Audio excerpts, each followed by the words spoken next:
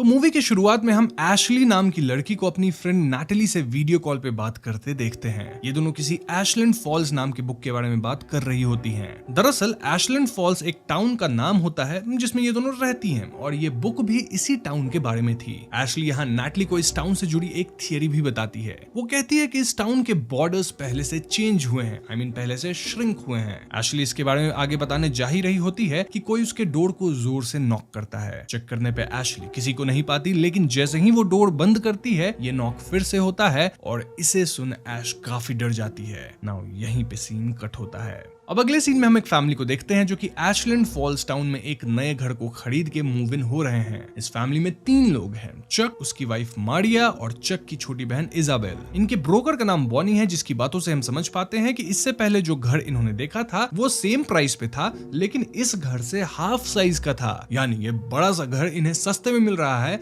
जो कि horror movies में यूजुअली एक रेड फ्लैग ही होता है। ये बात चक को भी वियर्ड लगती है, लेकिन बॉनी इस बात को टाल देती है, सेइंग कि ये घर 3 साल से लिस्टेड है, इसीलिए इसकी प्राइसेस नेगोशिएबल है। तभी इसाबेल, जिसे हम आगे इजी कहेंगे, वो अंदर आती है और बॉनी उसे स्कॉलरशिप मिलने के लिए कांग्रेचुलेट करती है। चक यहाँ इजी से कहता है कि क्योंकि ये घर बड़ा है तो इजी को यहाँ आर्ट करने का काफी स्पेस मिलेगा, कंसिडरिंग कि इजी अब भी आर्ट करती है। ये सुन के इजी हर्ट हो जाती है क्योंकि इजी को लिटरली आर्ट के लिए ही स्कॉलरशिप मिली थी। And even though Chak easy का भाई है, उसे इजी के बारे में बहुत कम पता है। इतना भी नहीं पता कि उसे किस चीज की स्कॉलरशिप मिली है। इसके बाद कहानी का पहला चैप्टर शुरू होता है, कॉल्ड चक। ये चैप्टर्स बेसिकली सेम कहानी को बताएंगे, लेकिन अलग अलग कैरेक्टर्स के पर्सपेक्टिव से। और पहले चैप्टर का पर्सपेक्टिव किसके नजरिए से है? वेल, चक के नजरिए से। सो हम ये समझ पाते हैं कि एशलैंड फॉल्स में पिछली रात तूफान आया था, जिससे चक के घर की सीलिंग से पानी लीक होने लग गया था। प्रीवियस उन्होंने कहा था कि घर में न्यू रूफ लगा है, जो कि ऑब्वियसली झूठ था। चक यहाँ लीक्स के पिक्चर बॉनी को भेजता है, क्योंकि बॉनी ही इन्हें ये घर बेची थी।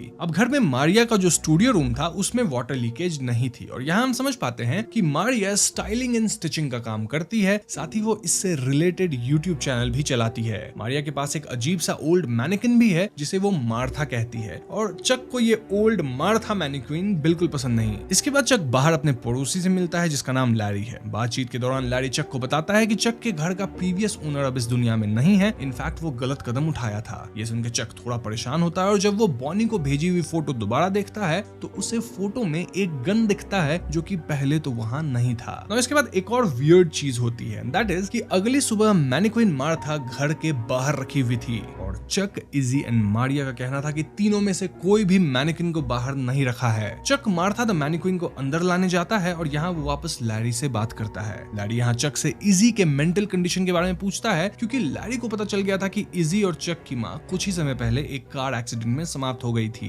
लैरी यहाँ चक को वार्न करता है कि इस टाउन में कई लोग मानसिक रूप से परेशान रहते हैं, और फिर वो गलत कदम उठा लेते हैं। लैरी एड्स कि चक को लाइब्रेरी जाके टाउन के बारे में पढ़ना चाहिए। ये सब सुनकर चक वाज कंफ्यूज, लेकिन लैरी यहाँ ज्यादा एक्सप्लेनेशंस नहीं देता, बस फ्रेंड्स ऑफ गार्डनिंग मेंशन करके निकल जाता है। अब ये फ्रेंड्स ऑफ गार्डनिंग क्या है वो आपको वीडियो में आगे पता चल ही जाएगा। खैर, तो इसके बाद चक लाइब्रेरी जाता है, जहां से लाइब्रेरी के बीचों बीच एक स्टैक ऑफ बुक्स रखे दिखते हैं, व्हिच वाज वियर्ड। देन यहाँ चक को एक लड़की दिखती है जो कि रो रही थी, और वो चक को टाउन वाली बुक्स पढ़ने से मना भी करती है। अब दोस्तों, ये लड़की और कोई नहीं बल्कि पहले सीन वाली एशली थी। जी हाँ, एशली यहाँ कुछ अजीब बातें भी कहती है, लाइक सब कुछ सच है और चक उसे ढूंढने की कोशिश ना करे, इनफैक्ट टाउन छोड़ के ही चला जाए। चक इन बातों को नजरअंदाज करते हुए बिलिंग सेक्शन में चला जाता है। यहाँ लाइब्रेरी स्टाफ चक के बुक्स को देख के उसे पूछती है कि क्या वो भी फॉरेस्ट रोड को ढूंढ रहा है। ये सुन के चक वाज लाइक, कौन सा फॉरेस्ट रोड? ऑल्दो चक यहाँ स्टाफ को बताता है कि लाइब्रेरी के बीचों बीच स्टैक ऑफ बुक्स पड़े हैं। ये सुन के लाइब्रेरी स्टाफ के होशे उड़ जाते हैं, ऑल्दो हम ये समझ नहीं पाते कि इसमें इतनी चौंकने वाली बात क्या थी।